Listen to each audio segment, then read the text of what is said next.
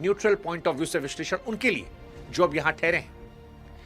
देखिए, अगर आंकड़ों गौर करें और गहराई समझें तो समझ में आता है कि बंगाल की जमीन पर इस बार चुनाव कोई साधारण चुनाव नहीं था, एक राजनीतिक क्रांति था। 4 मई 2026 को जो नतीजे आए उन्हें देखकर ऐसा लगता है कि बीजेपी ने इस बार अविश्वसनीय छलांग मारी है। ऐसी छलांग जिसकी कल्पना करना भी बड़े बड़े राजनीतिक पंडितों के लिए मुश्किल था। 200 के आसपास सीटें बताई जा रही है बीजेपी की, 100 के आसपास सिमट रही है टीएमसी। 2-4 सीट आगे पीछे हो तो उसको लेकर लोड मत दीजिएगा, क्योंकि वो आंकड़ा आगे पीछे हो रहा है।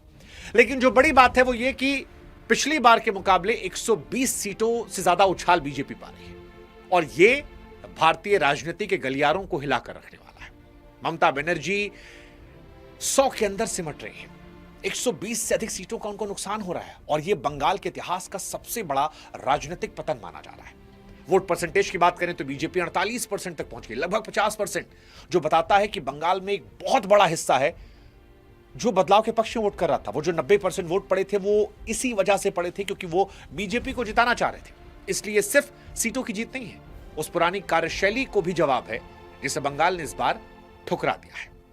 अब ये बात तो चुनावों के नंबर को लेकर, लेकिन अब सवाल कि बीजेपी के लिए जीत के मायने क्या है, क्योंकि बंगाल की इस जीत को अगर आप सिर्फ हार जीत के आंकड़ों से देख रहे हैं तो इस तस्वीर का एक बहुत बड़ा हिस्सा आप मिस कर देंगे। इस जीत के सबसे बड़े मायने यह है कि बीजेपी के लिए चुनाव सिर्फ एक चुनाव नहीं है, अपनी वैचारिक जड़ों में वापस कदम रखना है, एक नए इतिहास को जन्म देना है। क्योंकि बीजेपी को जन्म देने वाले डॉक्टर श्यामा प्रसाद मुखर्जी, जिन्होंने जनसंघ की नींव रखी थी, वो पश्चिम बंगाल से आते थे।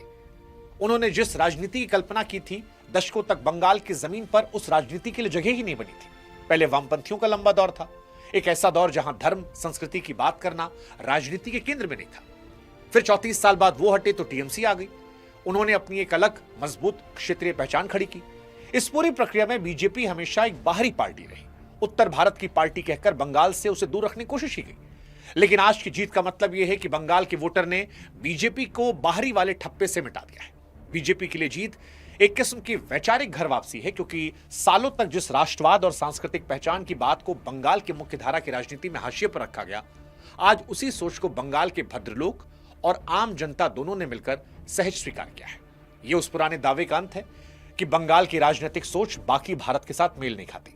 असल में बंगाल का मिजाज नहीं बदला था, वो सालों से अपनी पुरानी पहचान को ढूंढ रहा था जो सत्ता के शोर में दबी थी। मुखर्जी की जमीन पर कमल खिलना यह साबित करता है कि राजनीति का पहिया वहीं पर आया है जहां से इसकी शुरुआत हुई थी, और यह इशारा करता है कि बंगाल केवल क्षेत्रीय पहचान तक सीमित नहीं है, अब मुख्यधारा की राजनीति का हिस्सा बन रहा है, जिसकी नींव कभी श्यामा प्रसाद मुखर्जी ने रखी थी। सरल शब्दों में कहें तो जीत बंगाल की राजनीति के पुराने सांस्कृतिक गौरव की वापसी का संकेत है, जिसे आधुनिक राजनीति ने लंबे समय तक किनारे रखा था। लेकिन सवाल कि यह हुआ क्यों, और इसमें सबसे बड़ी भूमिका जो है वो महिला वोट रही थी। सबसे बड़ा सवाल ये उठ रहा है, जो लोग शॉक्ड हैं कि जिस भी राज्य में महिलाओं को लेकर तमाम स्कीम्स दी गई हैं वहां पर कभी हार हुई ही नहीं, फिर बंगाल में ममता कैसे हार गई? वो तो खुद महिला थी, महिलाएं ही क्यों खिलाफ हो गई? देखिए, बंगाल की महिलाएं हमेशा से ममता बनर्जी की बहुत बड़ी ताकत रही है, सबसे बड़ा मजबूत वोट रही। दीदी ने तमाम योजनाएं दी, लक्ष्मी भंडार जैसी, जिसने उम्मीद जगाई थी। लेकिन 2026 के नतीजे बताते हैं कि जब बात इज्जत, सुरक्षा, गरिमा की आती है तो शायद पैसे या सरकारी मदद तुच्छ पड़ जाती है। आरजी कर अस्पताल जैसी डरावनी घटनाओं ने बंगाल में महिलाओं की सुरक्षा के दावों को पूरी तरह से उखाड़ फेंका। जब समाज ने देखा कि अपराधियों के बचाव में ममता खड़ी हो गई, ममता ने यह स्टेटमेंट दे दिया था कि महिलाओं को रात को निकलना नहीं चाहिए, वो क्यों निकल रही है। यह बात शायद बंगाल की हर बेटी के दिल में चली गई, और संदेश खाली के महिलाओं ने जो दर्दनाक बीती सुनाई, उसने पूरे बंगाल की महिलाओं को झकझोरा। यही वो मोड़ है जहां टीएमसी का सबसे मजबूत वोट बैंक था, जो बीजेपी के पक्ष में चला गया।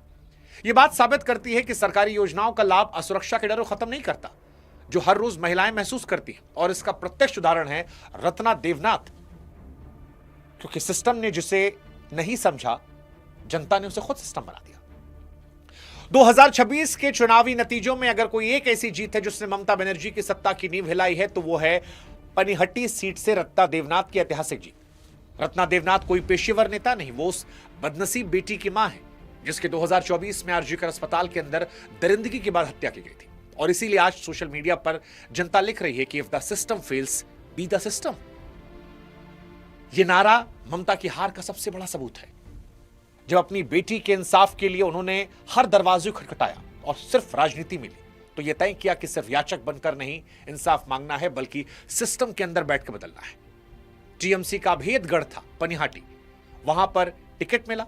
रत्ना देवनाथ ने राजनीति नहीं की, एक मां के दर्द को जनता के सामने रखा और यह इतना मारक था कि पूरे प्रदेश को हिलाकर रह गया। उन्होंने कहा कि मेरी बेटी के लिए इंसाफ और आपकी बेटियों के लिए सुरक्षा। उनके आंसू, वो मंच पर रोने की तस्वीरें, इन तस्वीरों ने बंगाल की करोड़ों महिलाओं को हिलाकर रख दिया, उनके दिल में घर कर दिया और उन्हें लगा कि रत्ना देवनाथ असली आवाज है जो सत्ता की कुर्सी पर बैठकर उनकी सुरक्षा गारंटी दे सकती है। 20,000 वोटों से ज्यादा मार्जिन से उनकी जीत हुई है। बंगाल की जनता ने उस राजनीति को हटा दिया जो महिला सुरक्षा जैसे गंभीर मसलों पर असंवेदनशील थी। ममता बनर्जी महिला होकर भी उस दर्द को नहीं समझ पाई थी और इसी वजह से आम जनता खुद खड़ी हुई और खुद सिस्टम बनकर इंसाफ का फैसला किया। और ये देश में भी नेताओं के लिए चेतावनी है कि आप किसी मां के आंसुओं का सौदा नहीं कर सकते। जब एक मां राजनीति अखाड़े में उतरती है तो बड़े बड़े किले ताश के पत्तों की तरह ढह जाते हैं।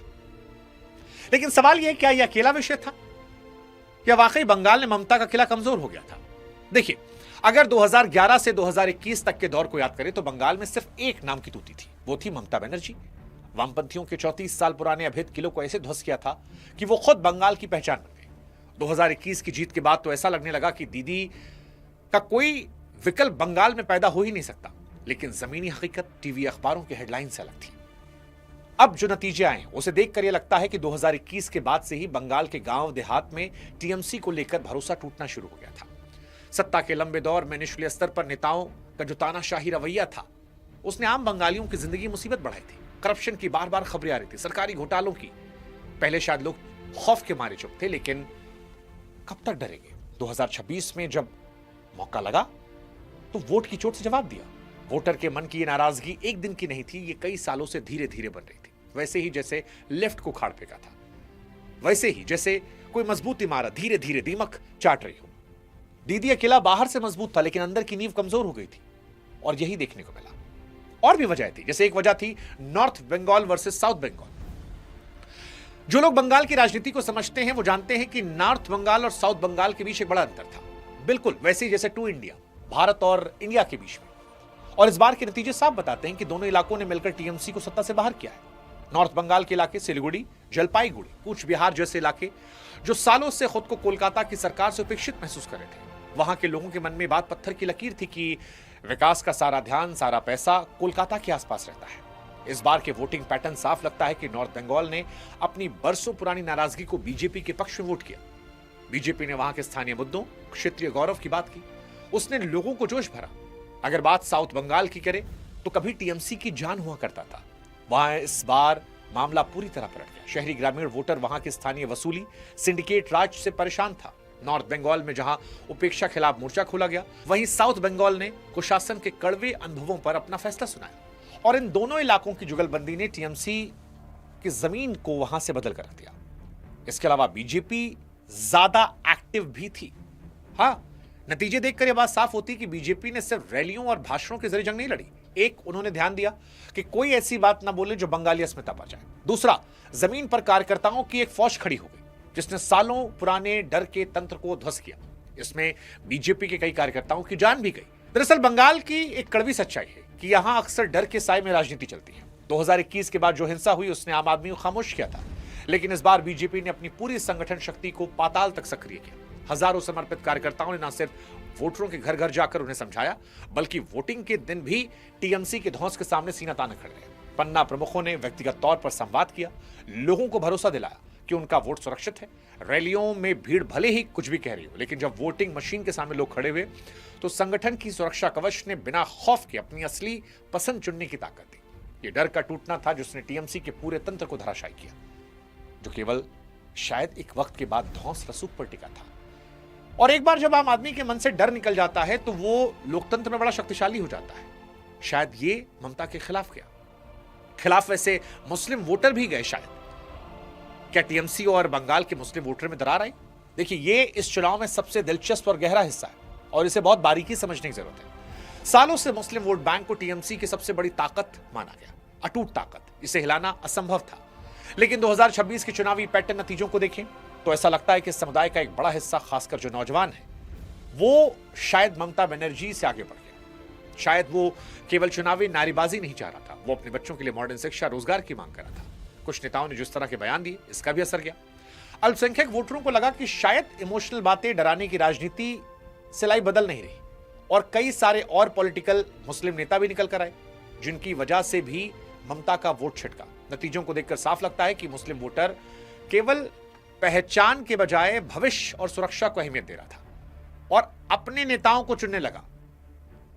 वो नेता जो पश्चिम बंगाल में नई बाबरी मस्जिद बना रहे थे, क्योंकि उनकी जीत भी बताती है कि बंगाल में मुस्लिम जो आबादी है वो अपने मुसलमान नेताओं को आगे बढ़ाना चाह रहे थे, और ये भी ममता के लिए एक परेशानी का सबब बना। वैसे ही जैसे भद्रलोक उनका साथ छोड़ गए। बंगाल की राजनीति में भद्रलोक, अगर आप नहीं जानते तो बता दें, उन्हें कहते हैं जो पढ़ा लिखा जागरूक मध्यम वर्ग है, और हर बार यही चुनाव का रुख तय करता है। पहले ये वर्ग वामपंथियों की ताकत था, फिर दीदी के पास गया। यह माना जा रहा था कि बीजेपी की सोच और विचारधारा ये वर्ग स्वीकार नहीं करेगा, आम मध्यम वर्गीय बंगाली। लेकिन 2026 के नतीजों ने पुरानी सोच पर ताला लगा दिया। इसे देखकर लगता है कि इस बदलाव के पीछे केवल विचारधारा की लड़ाई नहीं, बल्कि पूरे सिस्टम के अंदर आ चुकी सड़न के खिलाफ गुस्सा था। कोलकाता के डॉक्टरों, इंजीनियरों, प्रोफेसरों ने जब अपनी आंखों से देखा कि शिक्षा और अस्पताल जैसे पवित्र संस्थानों में भ्रष्टाचार, गुंडागर्दी हो गई, तो शायद उनका ममता से मोह भंग हो गया। आरजी कर जैसी घटनाओं ने इस वर्ग के स्वाभिमान को चोट पहुंचाई। शायद इसी वजह से सिर्फ सरकारी खैरात नहीं चाहिए थी, एक सुरक्षित समाज चाहिए था, जो ममता नहीं दे पा रही थी, और इसलिए वो बदलाव की तरफ गए। शायद उन्हें यह लगा कि बंगाल की विश्वविख्यात संस्कृति अब सिंडिकेट राज की भेंट चढ़ गई है। बीजेपी ने इस सड़क को सही समय पकड़ा, उन्हें उम्मीद दी, एक नई व्यवस्था का भरोसा दिया, और इसीलिए शायद इस वर्ग ने अपना रास्ता बदला। वैसे ही जैसे ममता के लिए लेफ्ट से मुंह मोड़ा था। लेफ्ट ने भी शुरुआत में काम किया, बाद में गुंडागर्दी, बदल दिया। टीएमसी शुरुआत में काम, बाद में गुंडागर्दी। इसी वजह से शायद बंगाल की अस्मिता का बीजेपी को रक्षक मान लिया, और यही वजह शायद है कि अमार बांग्ला ममता का नहीं चला। ममता बनर्जी का सबसे बड़ा राजनीतिक दांव हमेशा से बंगाली अस्मिता था। सालों तक बीजेपी को बाहरी बताकर लोगों को कहा कि हम आपके हैं, अमार बांग्ला। इस अमार बांग्ला के नारे ने पिछली बार बहुत काम किया था, लेकिन 26 के नतीजों को देखकर लगता है कि इस बार बीजेपी ने इस दांव को ममता के खिलाफ सबसे बड़ा हथियार बनाया। इसकी एक बहुत बड़ी वजह नजर आती है कि टीएमसी की अस्मिता वाली राजनीति पिछले कुछ समय से सिर्फ भाषा और संकुचित पहचान की एक छोटी लड़ाई बनकर रह गई। वहीं दूसरी तरफ बीजेपी ने बंगाली पहचान को सांस्कृतिक गर्व, आधुनिक भारत के विकास से जोड़कर पेश किया। बंगाल के महान ऋषियों, क्रांतिकारी महापुरुषों की बात की, जिससे आम बंगाली को एहसास हुआ कि बीजेपी उनकी जड़ों और महान इतिहास का सम्मान कर रही है। और बीजेपी ने भी सुनिश्चित किया कि बीजेपी का कोई भी नेता बंगाल या बंगालियों को लेकर कोई ऐसी बात ना कहे जो उनकी सेल्फ रिस्पेक्ट को हर्ट कर जाए, ज्यादा बयानबाजी ना करे। बीजेपी ने बड़े स्मार्टली यहां खेला। आपने अगर देखा हो, प्रधानमंत्री ने भी बार बार अपने लोगों को संदेश दिया था। और जब शासन में कमियां दिखी तो लोगों को लगता है कि अस्मिता की बात करना केवल कुर्सी बचाने जैसा है, क्योंकि ममता को मौका नहीं मिला बीजेपी की जबान से कोई ऐसी बात पकड़कर हाईलाइट करने का जो बंगालियों की सेल्फ रिस्पेक्ट को हर्ट करती है। और इसी वजह से लोगों ने महसूस किया कि पहचान के नाम पर ममता तरक्की की दौड़ पीछे छोड़ रही है। लोगों ने इस बार साफ किया, बंगाल के बेहतर भविष्य के लिए सिर्फ भाषा प्रेम की जरूरत नहीं है, बल्कि एक मजबूत अर्थव्यवस्था और सुरक्षा भी चाहिए, जो पूरी दुनिया में फिर से बंगाली गौरव को दिला सके। एक और इसमें बड़ा अच्छा दिलचस्प खेल है, जातीय समीकरण ने भी टीएमसी को पटका है। अक्सर लोग बंगाल की राजनीति को सिर्फ धार्मिक नजरिए से देखते हैं, लेकिन 2026 की असली कहानी वहां के सामाजिक और जातिगत समीकरणों में उलटफेर की है। मतुआ, नाम शूद्र और राजवंशी जैसे बड़े समुदायों ने इस बार बीजेपी को समर्थन दिया, जो इस जीत की बड़ी वजह बना। इन लोगों का काफी समय से यह लग रहा था कि वे सिर्फ इस्तेमाल किए जा रहे हैं, उनके अधिकारों पर ध्यान नहीं है। अपनी पहचान, नागरिकता से जुड़े आम अधिकारों की लड़ाई में बीजेपी की बातों में उन्हें ज्यादा भरोसा दिखा, और इसके साथ ही पिछड़ा वर्ग यानी ओबीसी के बीच भी टीएमसी खिलाफ नाराजगी चरम पर थी। यह महसूस हुआ कि सरकारी तंत्र में उनके हक मारे जा रहे। बीजेपी ने इन वर्गों को मान सम्मान दिया, उनकी जमीनी समस्याओं को राजनीतिक केंद्र बनाया। नतीजों से साफ लगता है कि जब यह वर्ग टीएमसी से विमुख हुआ तो पूरा चुनावी संतुलन बिखरा। अब यह लड़ाई केवल धर्म की नहीं थी, बल्कि सामाजिक हक सम्मान की थी। बीजेपी ने बंगाल के अछूते कोनों और वर्गों तक अपनी पहचान बनाई, जिन्हें राजनीति में अनदेखा किया जा रहा था, और इस संगठित बदलाव ने चुनावी गणित को बदल दिया। और रही सही कसर प्रवासी मजदूरों ने पूरी कर दी। पश्चिम बंगाल में 2026 में टीएमसी की हार में प्रवासी मजदूर एक बहुत बड़ी भूमिका निभा रहे हैं, गेम चेंजर है।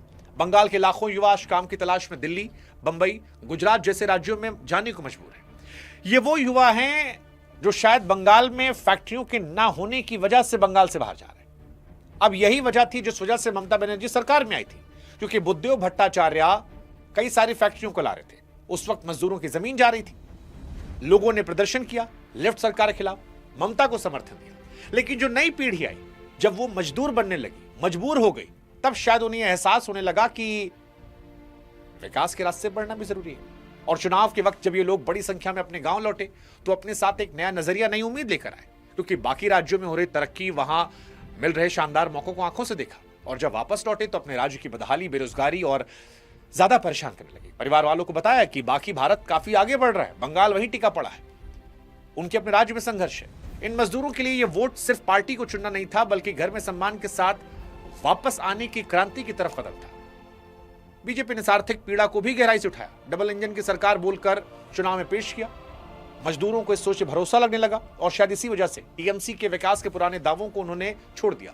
पलायन का यह दुख, अपने परिवार के पास वापस आने की तड़फ ने इस बार चुनाव में एक बड़ी जीत दर्ज की है।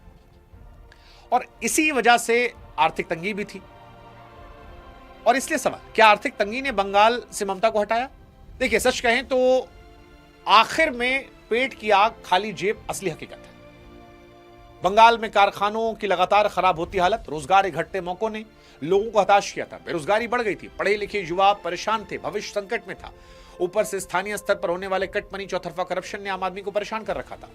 हर सरकारी काम के लिए कमीशन देना पड़ रहा था, बर्दाश्त के बाहर हो गया था। बीजेपी ने आर्थिक परेशानी, लोगों गुस्सों को ताकत बनाया, बड़े उद्योगों और नई नौकरियों का एक सपना दिखाया। और इस सपने पर शायद लोगों ने यकीन कर लिया। कम से कम नतीजे ये कहते हैं। शायद लोगों को यकीन हुआ कि सरकारी राशन या थोड़ी मदद से काम नहीं चलेगा। एक सिस्टम चाहिए जो कमाई के नए रास्ते खोले, बंगाल को औद्योगिक पावर हाउस बनाए।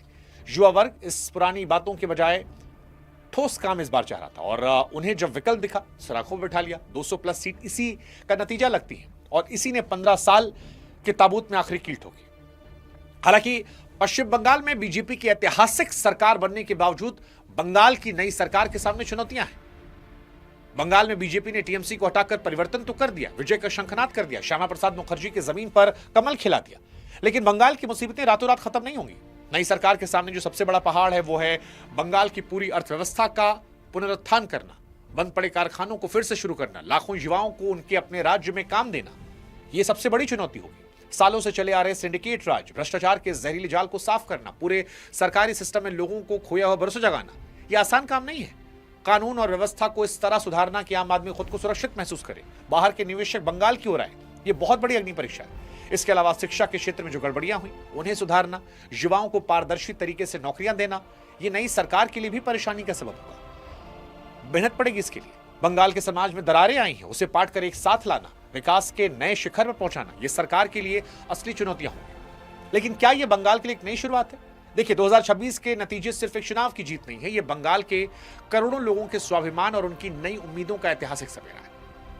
इतिहास में पहली बार बीजेपी ने यहां प्रचंड जीत दर्ज की है, जिसने बंगाल के गौरव को फिर से स्थापित करने का संकल्प किया। अब सबसे बड़ा सवाल यह है कि क्या बीजेपी वो उम्मीद जगाएगी जो टीएमसी से उझिल हुई है, या फिर जैसे लेफ्ट से टीएमसी, टीएमसी से बीजेपी?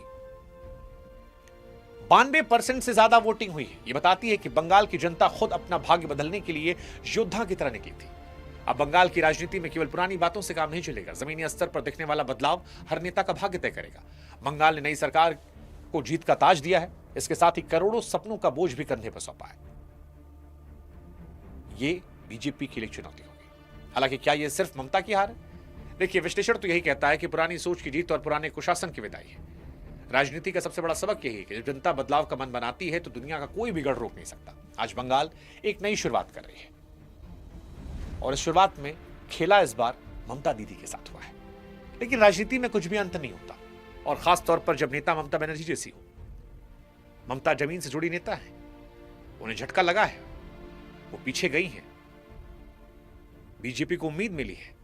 बीजेपी ऐतिहासिक तौर पर भारत के लगभग हर बड़े हिस्से पर पहुंच गई है।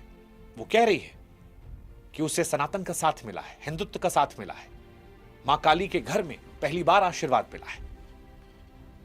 लेकिन इस आशीर्वाद से चुनौतियां भी हैं, और इन चुनौतियों पर अगर वो काम करेगी तो जनता फिर आशीर्वाद देगी। वरना ममता, वो भी शायद एक मौके की तलाश में होंगी, क्योंकि ममता को कमजोर समझना बहुत बड़ी गलती हो सकती है। और अगर ना यकीन हो तो ममता बनर्जी पर हमने एक वीडियो किया है, उनकी पूरी जिंदगी पर, उसे आप सुनिएगा। आपको जेपी से लेकर मोरारजी देसाई, सोनिया गांधी से लेकर प्रणब मुखर्जी तक, आपको समझ में आएगा कि ममता जिद्दी और लड़कर चीजों को हासिल करना जानती है। वो इतनी आसानी से हार तो नहीं मानेगी, लेकिन आज उनकी हार हुई है, बड़ी हार हुई है, ऐतिहासिक हार हुई है। और इस हार के साथ बीजेपी को बधाई, बंगाल की जनता जिसने वोट जिसको भी दिया उनको लोकतंत्र के इस पर्व में शामिल होने के लिए बधाई। इस विश्लेषण के अलावा कोई और आपको वजह लगती है जिस वजह से बंगाल में ये खेल हुआ है, वो आप कमेंट सेक्शन में लिख सकते हैं। बताइएगा हमें कोई और टॉपिक जिस पर चाहते हैं वीडियो बनाए हम, और साथ ही साथ जाते आते व्हाट्सएप चैनल जरूर जुड़ेगा, और अगर सब्सक्राइब नहीं किया तो कर लीजिएगा, ताकत बढ़ती है, हम आपकी और वीडियोस बनाते रहेंगे। नमस्कार, जय बांग्ला।